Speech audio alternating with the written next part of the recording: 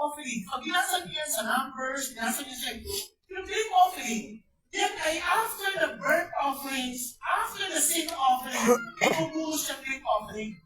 Yung burnt offerings, yung sin offering is for us sinners. Para yung ating kasalanan mapagtakpan. Nasusunod yun. But the drink offering is unto the Lord. You offer it to the Lord. Para kay Lord yun. Tama? So now that we receive the salvation from the Lord, then I would rejoice being part of the drink offering before the Lord. Sabi ko, Lord, parang, eto na, para sa Panginoon. And seeing you saved, seeing these people saved, seeing you holding fast to the word of life, hindi ko pinagsisisihan. Tama? Balikan natin, mabilisan lang. Tingnan niyo si Paul. Sabi niya, alala niyo when I first came to your place, it was from a vision. A vision appeared to Paul in the night of Macedonia. A man of Macedonia was standing and appealing to him, saying, come over to Macedonia and help us. Remember, it was the Lord who gave this vision to me. So isip namin, this is what God told me to do, to bring the gospel to them. Nakuha niya. Tapos ang ginawa niya. Then from there to Philippi, which is a leading city of the district of Macedonia, yung Philippi, leading city ng Macedonia.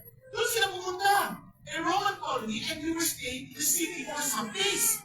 At doon nakilala nila isang babae named Lydia from the city of Thyatira, a seller of purple fabrics. She's big time na babae ito. Negosyo nito pang hari, pang nobles. Kasi mga purple fabrics eh. Kung ano ba siya? A worshiper of God. Kung worshiper of God, hindi na kailangan ng gospel. Mali. Kasi bakit? This woman is a worshiper of the Lord, like following the Jewish tradition, and yet she still needs to hear the gospel about Jesus Christ. Kaya hindi ka kahit religious ka, at akala mo mabait ka na enough na hindi. Kailangan. So she was listening, and the Lord opened her heart to respond to the things spoken by Paul. And the whole household, ano nangyari? Naging Christian, and they were baptized, and saying, if you have judged me to be faithful to the Lord, come into my house and stay, and sleep prevailed upon us. So naging partner niya agad sa ministry. Hindi na natin. So then he continued to minister, naka-encounter naman siya ng babaeng nanguhula, ginagamit ng negosyo ng isang layamang lalaki. Eh, ang kulit-kulit. Eh, ito si Paul, ano to? Alagyan ng Diyos to, alagyan ng Diyos to. Nagkalit si Paul, sabi niya, hindi, alagay si Demonyo. Ano nangyari? Nagkagulo. At ano yung ginawa sa kanila? Naku, ginulpi sila Paul. So when they were struck with many blows, they threw them into prison, commanding the jailer to guard them securely, and he, having received such a command, threw them into the inner prison and fastened their feet in the stocks. Ano naging kasalanan naman ni Paul? Kung kayo sa kalalagayan ni Paul, ministeri mga kayo, sumunod niyo sa kagustuhan ng Diyos, nagulpit tayo! Ano, hindi pa alam namin yun. Pero ito ba igagad dito sa akin? Hindi nag-uwi-uwi na naman. Tama ba? Nag-uwi kagad yun. Ang ilan ng kasunod ko. Alam niyo nakakagawa si Paul? Hindi niya ginawa yun. Ano ginawa ni Paul? Hindi naman. But about midnight, Paul and Silas were praying in the office.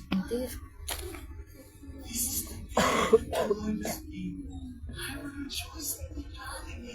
Umakanta pa. Good sa lahat mo na. Tinatakan ka mo ito sa bahay. Good sa lahat eh. Magkakagaling mo ka yan. Sila nagpupuloy sa Panginoon at the Christmas. Ang isip mo? Sabi na, bakit nangyari? After God, ano na dito? Saan yung mga tulungan? Patay yung jailer, mapapakamatay na. Sabi niya, wag! Ano mo kami? Hindi na malis! Kaya dahil doon, sirs, what must I do? Sabi mo, believe in the Lord Jesus. You will be saved, you and your household. And Paul was given the chance to preach to the whole household of his neighbor. And they all came. Ano sasabi ko?